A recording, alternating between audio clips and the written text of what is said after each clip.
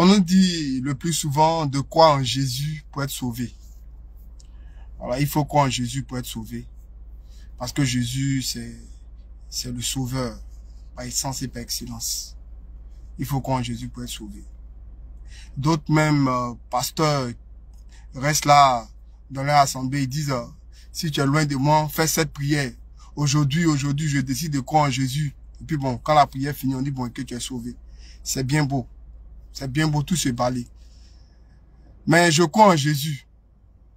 Jésus là, il a quelle position pour qu'il puisse garantir mon salut? Jésus a quelle position pour qu'il puisse garantir moi mon salut? Il a quelle position? Est-il Dieu? Pour que si je crois en lui, je suis sauvé? Est-il le Fils de Dieu? Mais si il est le Fils de Dieu, est-ce qu'il peut garantir mon salut? Et tout ça, on s'appuie sur la Bible pour apporter cet enseignement. Pour nous dire de croire en Jésus pour qu'on soit sauvé. Ce matin, on va voir quelle est la position de Jésus selon la Bible. Est-il Dieu ou il est le Fils de Dieu ou bien il est dans une certaine trinité? Je me présente, je suis frère Félix le Grand de la Monde Fraîche, fils engendré par frère Christ le Fils de l'homme, l'homme 3 fois saint, le marchand du Seigneur, l'homme qui ne pêche pas et qui ne peut pécher. Que Dieu vous bénisse abondamment. Ce matin, le thème, comme d'habitude, il va s'appesantir sur les contradictions de la Bible au sujet de la divinité de Jésus. Comme je le disais tantôt, on nous dit de croire en Jésus, c'est vrai. Pour être sauvé, c'est vrai. Mais Jésus, il occupe quelle position? Quelle est la position de Jésus? Est-ce que Jésus, étant le Fils de Dieu, peut garantir mon salut? Est-ce que Jésus, étant Dieu, peut garantir mon salut? Est-ce que Jésus, là, la Bible dit quoi? Que Jésus, il est Dieu, ou bien il est le Fils de Dieu, ou bien il est d'une certaine trinité? C'est qui Jésus? On va lire ce matin plusieurs versets. Et puis bon, on va voir ce que ça peut donner. Voilà, je tiens à signaler que nous sommes toujours... Le thème général, mais c'est la contradiction de la Bible. Nous sommes là pour montrer qu'il y a assez de contradictions dans la Bible. C'est pourquoi chaque dimanche matin, nous animons cette rubrique, les dimanches de la Monde Fraîche. Merci à tous ceux qui sont connectés. Merci à tous ceux qui vont regarder plus tard. C'est parti. On va lire Jean 17, verset 3. Jean 17, verset 3 que nous allons lire. Jean 17, verset 3. Or, la vie éternelle, ceux qui te connaissent, toi, le seul vrai Dieu, et celui que tu as envoyé, Jésus-Christ. La vie éternelle, ceux qui te connaissent, toi, le seul vrai Dieu, et celui que tu as envoyé, Jésus-Christ. La vie éternelle, ceux qui te connaissent, toi, le seul vrai Dieu, et celui que tu as envoyé, Jésus-Christ. Donc, il ne s'agit pas de croire seulement en Jésus pour être sauvé. Il faut croire aussi en Dieu pour être sauvé. Il y a un souci. Puisqu'on nous dit de croire en Jésus seulement pour être sauvé. Mais le Jean 17, 3 nous dit que Jésus là, on doit croire en lui et puis croire aussi en Dieu. Est-ce que vous voyez? D'après ce verset, Jésus n'est pas Dieu. Parce que Jésus nous dit de croire en Dieu. Il nous dit de croire en Dieu. Pas en lui. Seulement, pas en lui seulement. En lui et en Dieu. Donc je dis, tu n'es pas Dieu. Tu n'es pas Dieu. On va lire Jean 5, verset 20. On va opposer ce matin-là les versets là et puis on va voir. Jean 5, verset 20.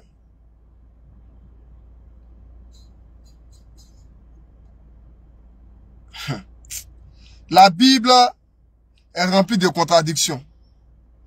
La Bible est remplie de contradictions. On vous le dit tous les jours.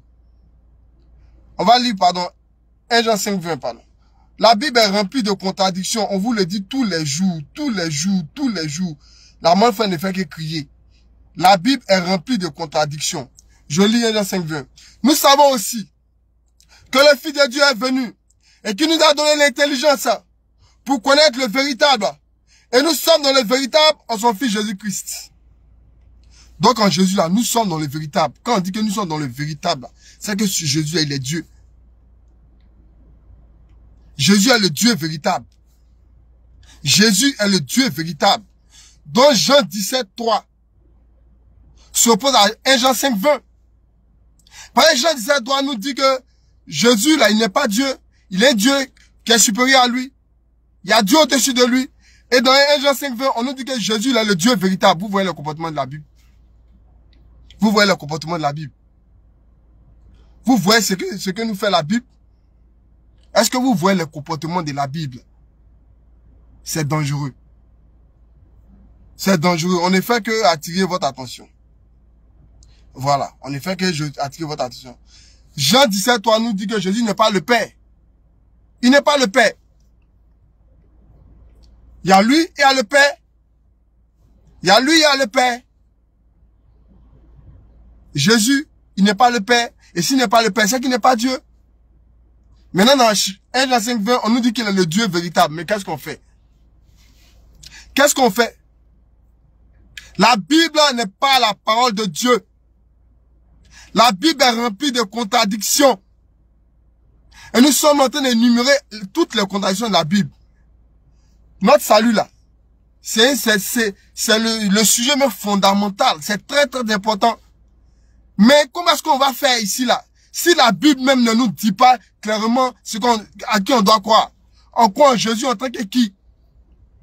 La Bible ne nous dit pas clairement qui est Jésus. Jésus, il est Dieu ou il est le Fils de Dieu. La Bible ne nous dit pas ça clairement. Qu'est-ce qu'on fait? On va continuer la lecture. On va prendre 1 Corinthiens 11, verset 3.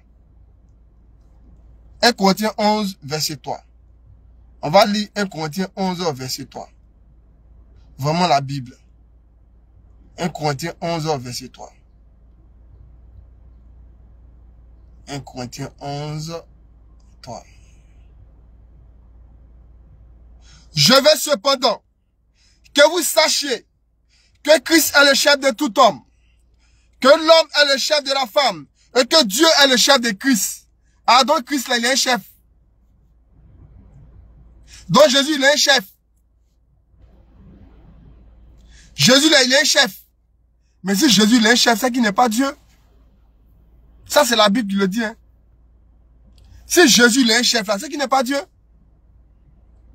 Si Jésus est un chef, c'est qu'il n'est pas Dieu. Je réponds encore. On va... Vraiment, c'est intéressant. Je veux cependant que vous sachiez que Christ est le chef de tout homme. On est d'accord. Que l'homme est le chef de la femme. Ok. Et que Dieu est le chef de Christ.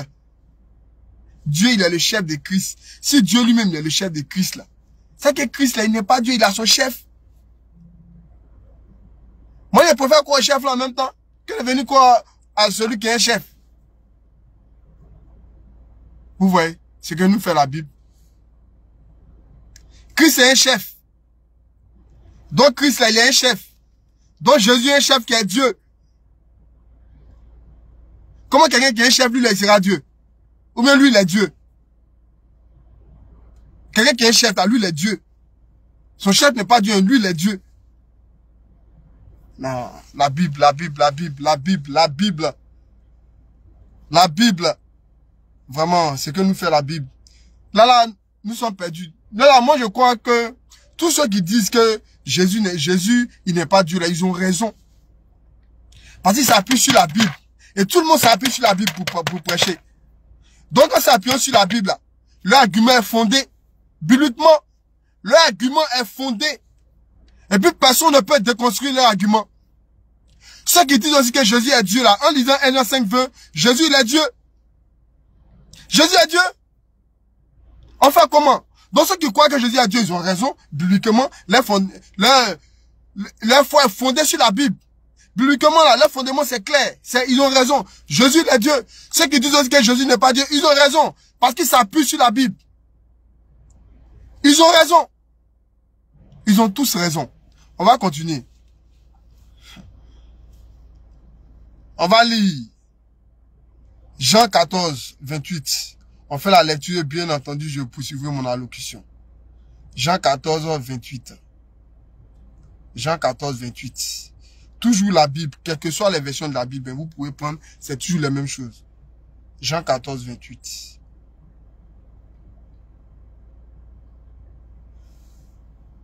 Vous avez entendu que je vous ai dit, je m'en vais, Et je reviens vers vous. Si vous m'aimiez, vous vous réjouirez de ce que je vais au Père, car le Père est plus grand que moi. Jésus dit que le Père est plus grand que lui.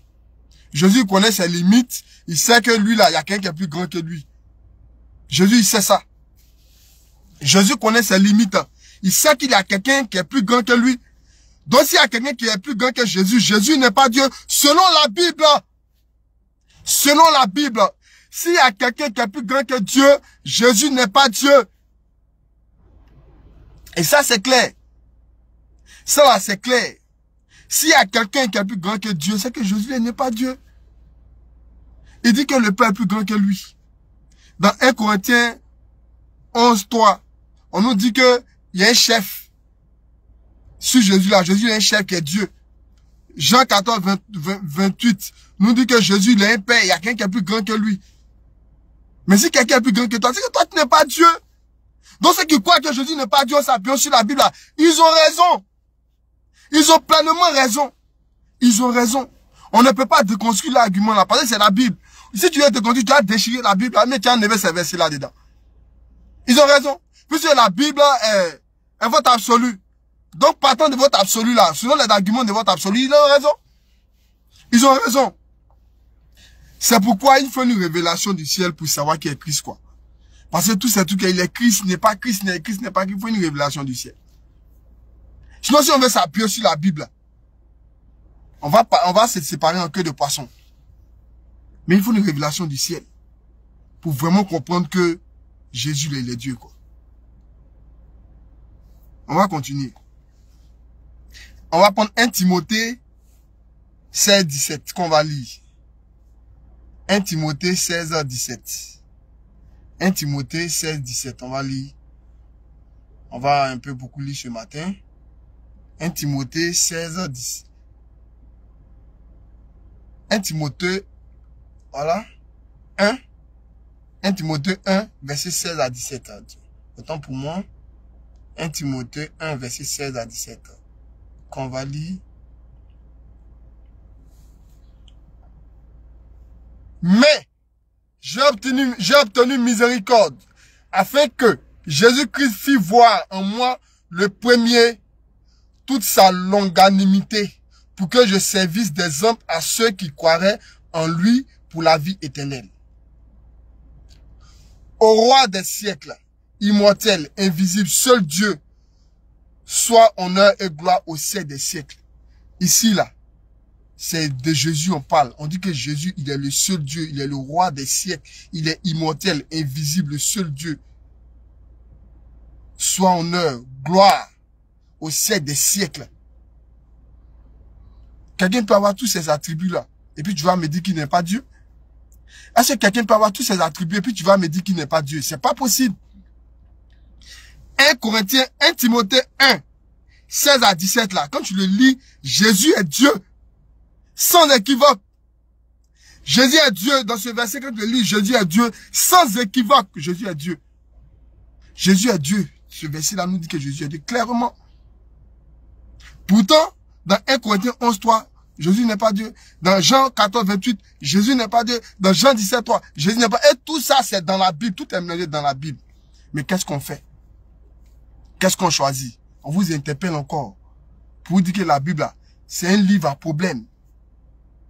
La Bible, en fait, n'offre pas de solution. On ne voit pas quelle est la solution que la Bible offre. Tu prends tous les sujets.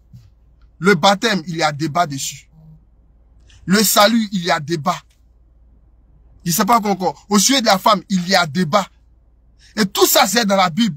D'autres interprètent d'une autre manière, d'autres d'une autre manière, on ne sait pas. Et on est divisé comme ça. Et aujourd'hui, il y a beaucoup d'églises à cause de la Bible. À cause de la Bible. Parce que chacun puise ses fondements dans la Bible. Et on est là.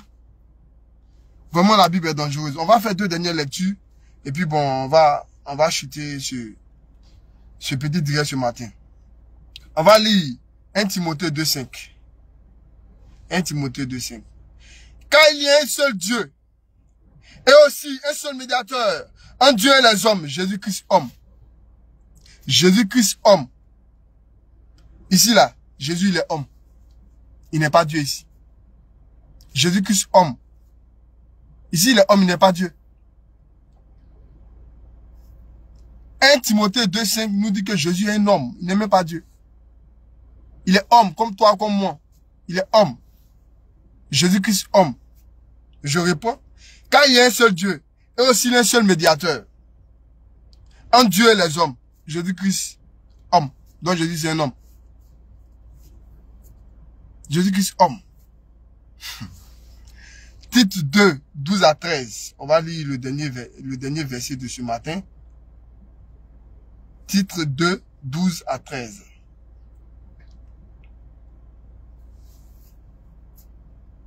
Titre 2, 12 à 13.